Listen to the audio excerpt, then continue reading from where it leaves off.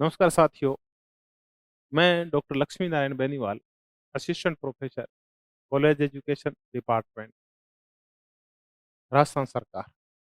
मैं आज उन बच्चों के करियर गाइडेंस के लिए मुखातिब हूँ, जिन बच्चों ने इस साल 12th पास की है। तो उनके पेरेंट्स और उन बच्चों के लिए क्या नीट, जेईई और यही 2-4 एग्ज़ाम्स बचे हैं क्या? नहीं, इसके अलावा भी एक नया ऑप्शन खुला है सीयूईटी का। कॉमन यूनिवर्सिटी एंट्रेंस टेस्ट, जिसके माध्यम से आप देश के जितने भी नामचीन विश्वविद्यालय हैं, विशेष करके जितने भी केंद्रीय विश्वविद्यालय हैं, उन सब में प्रवेश इसी एग्जाम के माध्यम से होगा। अधिकांश पेरेंट्स ये सोचते हैं कि हमारे बच्चे के अगर 12th में 90% आ गए, 95 आ गए, 99 परसेंटेज आ गए, तो उसका किसी अच्छे विश्वविद्यालय में प्रवेश हो जाएगा, तो आप बिल्कुल गलत हैं। अब जितने भी देश के अच्छे विश्वविद्यालय हैं, विशेष करके डीयू है, जेएनयू है, बीएचयू है, अजीम प्रेमजी है, टाटा फाउंडेशन के जितने भी विश्वविद्यालय हैं, ये सारे विश्वविद्यालय सीयूईटी एग्जाम के माध्यम से ही अपने यहाँ प्रवेश देते हैं।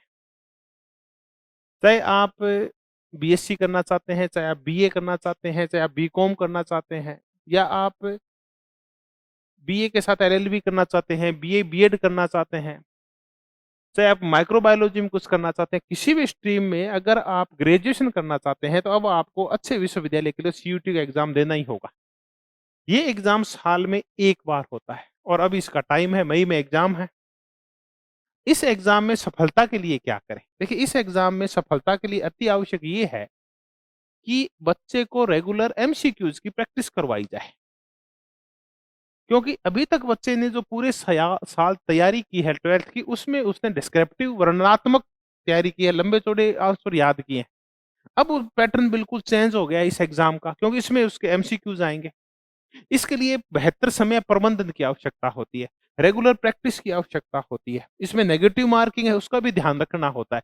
यानी टाइम मैनेजमेंट, नेगेटिव मार्किंग, इन दोनों का ध्यान रखना होता है और ये रेगुलर प्रैक्टिस से होता है। अगर आपका बच्चा लगातार 2 या 3 एग्जाम डेली देता है, यानी एज ए प्रैक्टिस, तो आप देखेंगे कि उसका रिजल्ट है वो पहले से बहुत ज्यादा बेहतर हो जाएगा।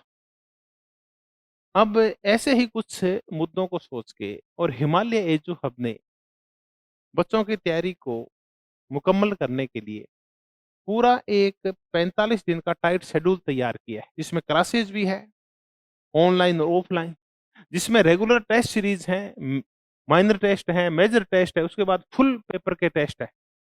इस टेस्ट सीरीज के माध्यम से, क्लासेस के माध्यम से बच्चा स्ट्रेस मैनेजमेंट करना सीखता है, टाइम मैनेजमेंट करना सीखता है, क्लास का एटमॉस्फियर जिसने एग्जाम का दिन है उसको मैनेज करना सीखता है। ये सारी जो प्रैक्टिस है वो 45 दिन में बच्चा कंप्लीट कर लेता है। एक बच्चा वो है जो 12th करके अभी कुछ सोच ही रहा है, दूसरा वो है जिसने तैयारी शुरू कर दी है। क्योंकि बच्चों के साथ अक्सर ये होता है कि 12th का एग्जाम देने के बाद वो बिल्कुल अपने आप को फ्री फील करते हैं और कुछ नहीं करते, उठ के और सीधे एग्जाम देने चले जाते हैं।